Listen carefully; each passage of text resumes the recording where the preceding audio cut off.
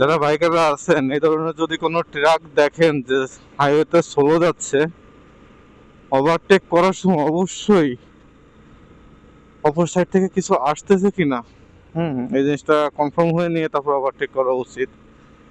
সামনে বাঘ টাক থাকে ভাই, হুট করে দেখেন ওই যে একটা বাস আসতেছে, আমি হুট করে যদি ডানে যদি ওভারটেক করার জন্য সিগন্যাল দিতাম, আমি যদি টার্ন দিতাম, আমি সামনে দিয়ে কট খেয়ে যেতাম। এই জন্য আগে পিছন থেকে আগে দেখতেছি যে সামনে আসলে কিছু আসতে কিনা, নাহলে তো এটা কট খেয়ে যাবো। কারণ কি 2 লেনের রাস্তা। হ্যাঁ, ক্লিয়ার। তারপরে ওই যে একটু দূরে আছে, আমি ওভারটেক করে বেরোতে পারবো, এই জন্যই বললাম। তা সবাই সাবধান, এইভাবে ওভারটেক করার সময় একটু খেয়াল রাখবেন।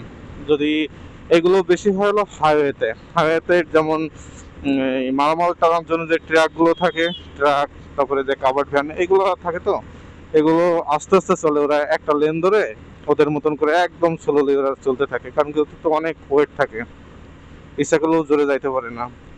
তাই জন্য ওদের সামনে উল্টা পাশ থেকে কি আসতেছে সেটা আমাদের দেখাটা খুবই জরুরি। না না হলে হুট করে আমরা সিগন্যাল দিয়ে বেরোলেই তো সামনে যে কট খাবো, তখন আসলে আর কিছু করার থাকবে না।